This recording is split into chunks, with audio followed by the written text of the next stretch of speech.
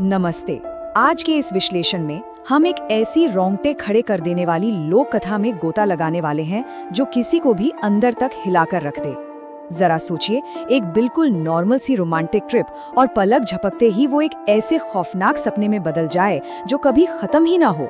इस कहानी में सस्पेंस है, एक डरावना रहस्य है और कुछ ऐसा है जो हमारी असल जिंदगी की हदों को पार कर जाता है। तो चलिए बिना किसी देरी के इस खौफनाक सफर की शुरुआत करते हैं।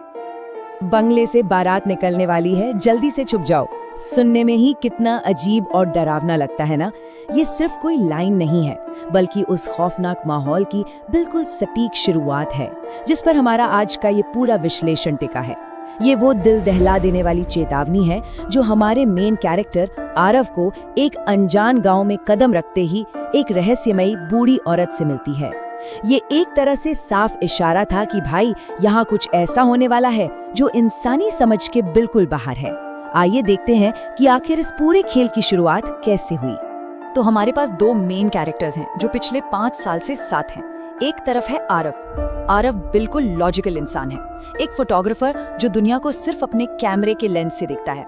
मतलब जो चीज दिखती है वो बस उसी पर भरोसा करता है। और दूसरी तरफ है निशा। निशा का नेचर बिल्कुल अलग है। उसे रहस्यों, पुरानी लोक कथाओं और डरावनी जगहों में बड़ा इंटरेस्ट है। अब निशा के बर्थडे पर जो ट्रिप प्लान हुई थी ना, वो इनके इन्हीं अलग अलग नेचर की वजह से एक बहुत ही खौफनाक मोड़ लेने वाली है। अब जरा इस टाइमलाइन पर गौर करते हैं। शाम 4 बजे एक बहुत ही खुशनुमा सफर शुरू होता है, लेकिन सिर्फ 2 घंटे बाद यानी शाम 6 बजे जब ये लोग रुधिरपुर नाम के गांव पहुंचते हैं तो सब कुछ बदल जाता है। गांव में ऐसा सन्नाटा है जैसे वहां कोई रहता ही ना हो। और सबसे ज्यादा चौंकाने वाली बात, कुछ ही पलों में वहां एक अजीब सा, बहुत ही घना और अप्राकृतिक अंधेरा छा जाता है। ये कोई आम शाम नहीं ढल रही थी, बल्कि ये उस गांव के डरावने सच का पहला सीधा सबूत था। इमेजिन कीजिए एक ऐसा गांव जहां का सन्नाटा इतना गहरा हो कि किसी को भी घबराहट होने लगे। हर घर का दरवाजा खून जैसा लाल और उन पर अजीब से काले रंग के मंत्र लिखे हुए। खाली घरों के बाहर मशालें जल रही हैं। ये माहौल किसी को भी डराने के लिए काफी है ना? निशा तो इसे देखकर पूरी तरह घबरा जाती है। लेकिन हमारा लॉजिकल फोटोग्राफर आरव क्या करता है? वो सिचुएशन को समझने के बजाय अपना कैमरा निकालता है और तस्वीरें खींचने के लिए बाहर निकल जाता है। तो अब सवाल ये उठता है कि आखिर आरव के कैमरे ने ऐसा क्या कैद किया? यहीं पर हमारी दुनिया और उस अलौकिक दुनिया के बीच की लकीर बिल्कुल धुंधली पड़ जाती है। जब आरव उन खौफनाक लाल दरवाजों की तस्वीरें ले रहा था, तभी कुछ ऐसा होता है जो किसी के भी होश उड़ाने के लिए काफी है। चलिए देखते हैं कि कैमरे के उस लेंस के पार आखिर था क्या। अचानक कैमरे के सामने एक बूढ़ी औरत आ जाती है। आरव का कैमरा, जो अब तक सिर्फ रियलिटी कैप्चर कर रहा था, वो किसी दूसरी दुनिया को देखने की खिड़की बन चुका था। वो औरत लाल जोड़े में थी, बहुत डरी हुई और बुरी तरह बौखलाई हुई सी। उसने वही खौफनाक चेतावनी दी जिसका हमने अभी शुरुआत में जिक्र किया था। और फिर पलक झपकते ही वो हवा में गायब हो गई, बिल्कुल गायब। ये आरव के लिए पहला ऐसा अलौकिक अनुभव था जिसने उसके सारे लॉजिक की धज्जियां उड़ाकर रख दी। उस बूढ़ी औरत के गायब होने के तुरंत बाद आरव पीछे मुड़ता है और वो जो देखता है ना, उससे रूह कांप जाती है। वो देखता है कि निशा एक ऐसे दूल्हे का हाथ थामे अंधेरे की तरफ जा रही है जिसका चेहरा ढका हुआ है और उसके हाथों से खून टपक रहा है। आसपास दुल्हन के जोड़े में औरतें मंत्र पढ़ रही हैं। आरव पूरी ताकत से चिल्लाता है, लेकिन तभी उसके कंधे पर कोई हाथ रखता है। मुड़कर देखने पर निशा बिल्कुल नॉर्मल हालत में उसके पीछे खड़ी है। वो कहती है कि वो तो बस एक बंगले को देखने गई थी। मतलब ये जो भ्रम और हकीकत का खौफनाक खेल था ना, उसने आरव को अंदर तक डरा कर रख दिया था। अब हम आते हैं हमारे अगले हिस्से पर, तस्वीरों में छिपे रहस्य और कैंपसाइट का वो अनदेखा सच। उस अजीबोगरीब घटना के बाद दोनों ने नदी के किनारे जंगल में अपना कैंप लगाया। सुनने में सब कुछ कितना नॉर्मल और रिलैक्सिंग लग रहा है ना। बॉनफायर जल रहा है, जंगल में एकदम शांति है और निशा अपने बर्थडे पर आरव से कुछ खूबसूरत तस्वीरें खींचने को कहती है। आरव भी, जो पहले काफी डरा हुआ था, इस शांत माहौल में थोड़ा रिलैक्स हो जाता है और तस्वीरें क्लिक करने लगता है। लेकिन यकीन मानिए, ये शांति बस एक भयानक तूफान से पहले की खामोशी थी। तो उन डिजिटल तस्वीरों में आखिर कौन सा खौफनाक सच छिपा था? कहते हैं ना कि कैमरे का लेंस कभी झूठ नहीं बोलता, जो चीजें हमारी नंगी आंखों से छिप जाती हैं, तकनीक अक्सर उन्हें पकड़ लेती है। जब आरव ने उन तस्वीरों को कैमरे के डिजिटल स्क्रीन पर देखा तो उसके पैरों तले से जमीन ही खिसक गई। उन खूबसूरत तस्वीरों के पीछे एक ऐसा सच छिपा था जो किसी बुरे सपने से भी ज्यादा भयानक था। ये इस पूरे विश्लेषण का सबसे डरावना पल है। आरव ने जो तस्वीरें खींची थी उनमें से हर एक फोटो में, जी हाँ, हर एक फोटो में वो खून से सना ढके हुए चेहरे वाला दूल्हा निशा के ठीक पीछे खड़ा था। और सबसे भयानक बात तो ये थी कि हर अगली तस्वीर में वो दूल्हा निशा के और करीब आता जा रहा था। वो साया लगातार उनका पीछा कर रहा था और निशा को इस बात की भनक तक नहीं थी। अब यहाँ साइकोलॉजिकल हॉरर देखिए। जब निशा ने वो तस्वीरें देखी तो उसे वो बहुत खूबसूरत लगी। उसे वहाँ कोई दूल्हा नहीं दिखा, लेकिन आरव अपनी आंखों से उस खौफ को साफ साफ देख रहा था। और इतना ही नहीं, टेंट के बाहर उसे उन औरतों के मंत्रों की आवाजें भी सुनाई दे रही थी। एक ही जगह पर दो लोग हैं, लेकिन दोनों बिल्कुल अलग ही सच्चाइयों का अनुभव कर रहे हैं। आरव उस खौफ को महसूस कर रहा था जिसे वो किसी भी तरह साबित नहीं कर सकता था। कहानी अब और भी खौफनाक मोड़ लेती है। चलिए देखते हैं इसका अगला हिस्सा, बंगले में कैद और एक धोखेबाज जश्न। अगले दिन शाम ढलते ही उन्हें जंगल में फिर से वही रहस्यमयी बंगला दिखाई देता है। वो लोग अंदर जाने का फैसला करते हैं और अंदर का नज़ारा देखकर बिल्कुल हैरान रह जाते हैं। बाहर से खंडर जैसा दिखने वाला बंगला अंदर से किसी शानदार राजमहल की तरह जगमगा रहा था। चांदी की थालियों में 56 भोग सजे हुए थे, लेकिन ये सब सिर्फ एक छलावा था, एक बहुत बड़ा धोखा।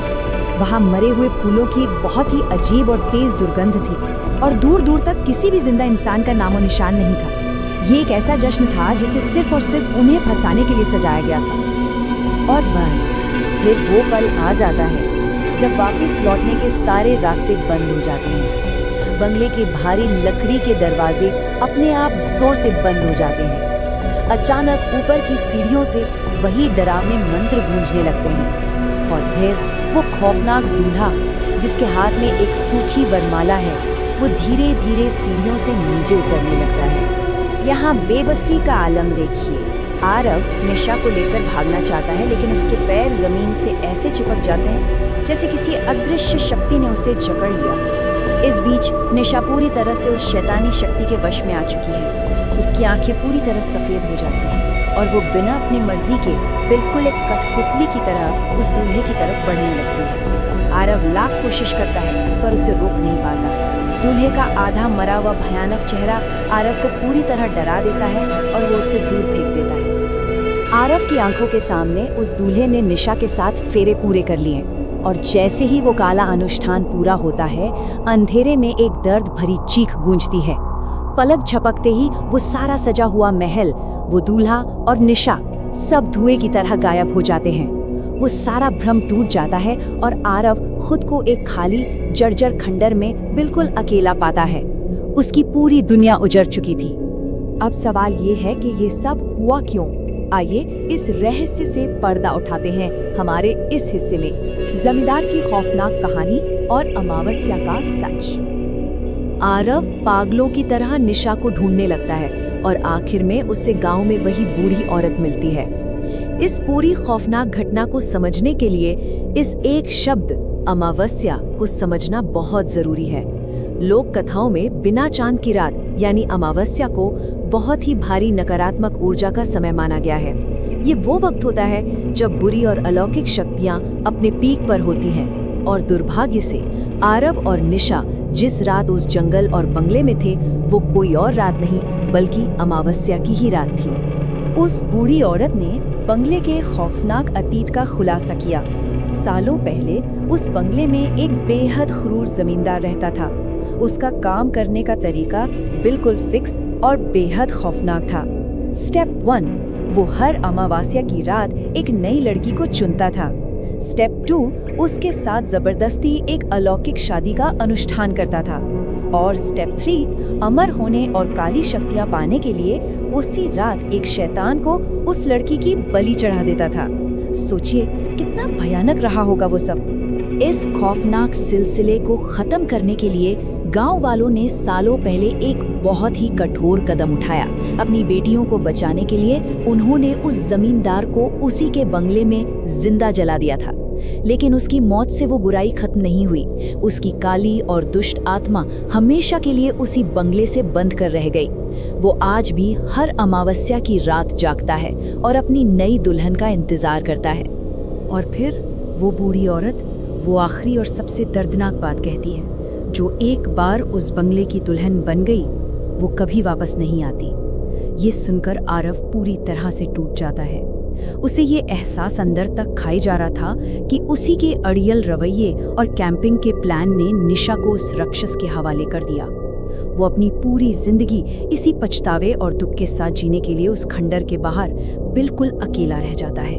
रुधिरपुर का ये श्राप हमें ये सोचने पर मजबूर कर देता है कि जिसे हम एक बहुत ही नॉर्मल और सेफ दुनिया समझते हैं, उसके सतह के ठीक नीचे आखिर क्या छिपा है। ये कहानी भले ही एक लोक कथा हो, लेकिन ये हमें याद दिलाती है कि पुरानी जगहों और सुनसान रास्तों से जुड़ी चेतावनियों को कभी भी हल्के में नहीं लेना चाहिए। हमारी इस आम सी वास्तविकता के ठीक पीछे न जाने ऐसे और कितने अनदेखे खौफ और भूली बिसरी लोक कथाएं छिपी हो सकती हैं। जरा सोचिएगा इस बारे में। आज के